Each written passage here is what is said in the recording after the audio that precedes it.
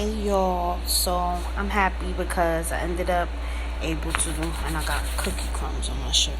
Ended up doing 2 videos today, which I'm gonna edit and put up. Well, by the time I'm saying this, you'll be seeing it. But yeah, this video is just gonna be about my book review. Me explaining the chapters of my second book. I already did a review of my first book. If you scroll all the way down to my videos, Being the Greatest You. Now, this one is a book review on my book, Her Wants Became My Only Needs, which is a book about my experience with autism through my daughter being autistic. And I like this book because I feel like it can inspire and help a lot of people who have kids dealing with autism, or some people that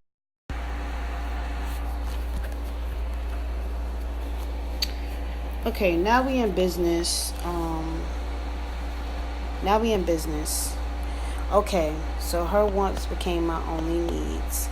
Now, so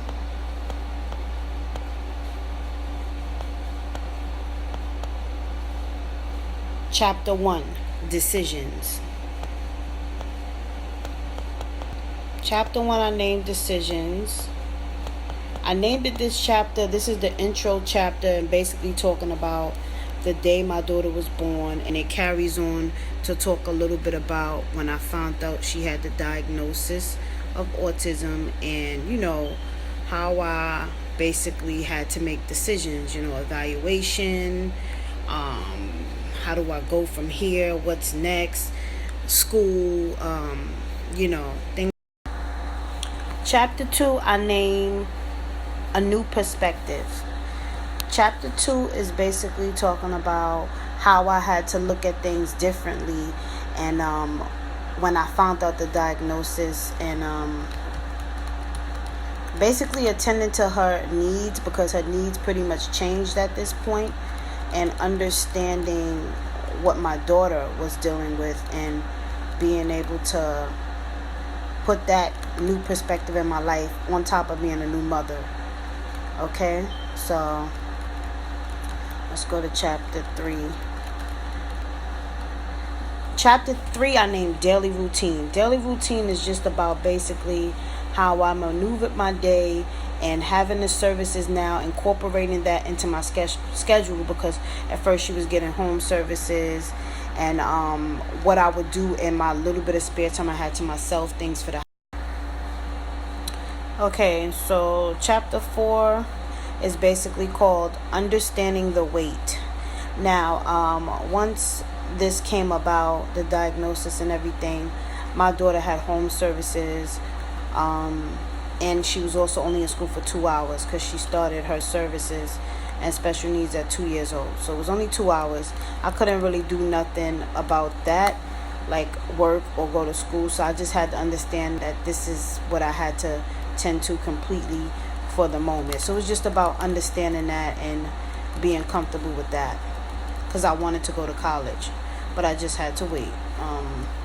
And I wasn't thinking about online at the time, you know what I mean? So yeah, that's what that chapter was about. Next chapter, chapter 5, tantrums. This chapter is basically talking about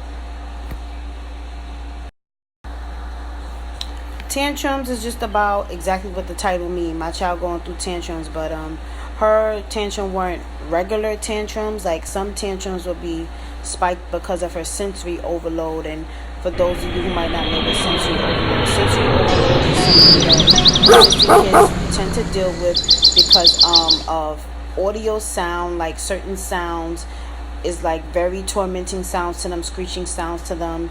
It probably could sound maybe even louder than it is, or certain sounds just eerie and irritate them as if it's like right next to them, you know what I mean? So it can cause them to fall into a tantrum, and it's not because they're being a brat, or like, sometimes every kid gets into tantrum because they don't get what they want. So it's a difference between the two. So that's what that chapter is about. Let me see. I'm scrolling down. I'm scrolling. Yeah, like, so at this chapter, I'm basically talking about how great it feels to finally be in college. I had a little more hours to maneuver with because now my daughter was in full-time school, and the services she was getting at home, OT and PT, which is occupational therapy, therapist that works with the body, like getting them to like basically maneuver their hands and their feet and those sensories and those, and the regular ABA. Okay, so now she was getting those services in school, and I had time. So now I'm in college and I'm feeling great. So that's what chapter 7 is about. That was a big milestone for me. You know what I mean? So let me see.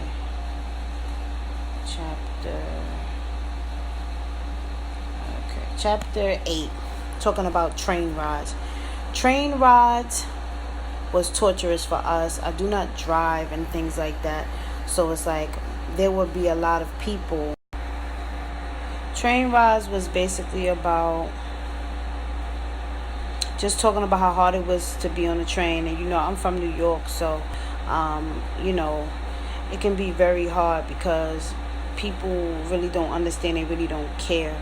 You know what I mean? And me being on a train, having to get where I had to go and do what I have to do, sometimes it's annoying because my child will make sounds and stuff from being irritated from the sounds of the train. And as of course I'm going on and continuing as I learning as I go, I didn't know about soundproof elimination headphones, which I have for her now. You know what I mean? Now that I know more and more, I usually don't take long train rides with her, or I'll take a cab if it's that serious of a situation. You know what I mean? I avoid things now, but this is me just learning as I go, and people would just stare and be rude. So it was very annoying. Very annoying. Okay, now we're talking about chapter 9, which I named, Grew Closer. I named it that because I feel like throughout all this experience, it just made me and my daughter closer. It made me and her, our bond even stronger than before, because I learned to understand her, and she taught me and teaches me so much. And I feel like she's one of the bravest people I know, because even when I'm just so worried about judgment when I don't have to be, she's just living her life fearlessly and unapologetically. You know what I mean? And she's just this beautiful soul that I created that I'm so grateful for. And it's amazing, and I wouldn't trade her for anything in this world. So that's what that chapter is just about, the experiences of us just being closer through everything. Last chapter, chapter 10, I entitled Perfect, because this was the best closeout for this book, because I just felt like as I was growing and learning, I realized everything is the way it's supposed to be. And I love it that way. It taught me, more how to be an adult. It just taught me so much. So it's just like motherhood in general, the most scariest, beautiful thing in this world. So I just realized at the end of this book, I named it Perfect, because I feel like, my daughter is perfect, perfectly made for me, and I'm perfectly made for her. So if you want to read the book, the goddamn phone fell. If you want to read the book, please follow my Instagram, Shaniqua_McCrory. That is where I sell both of my books. And if you're interested,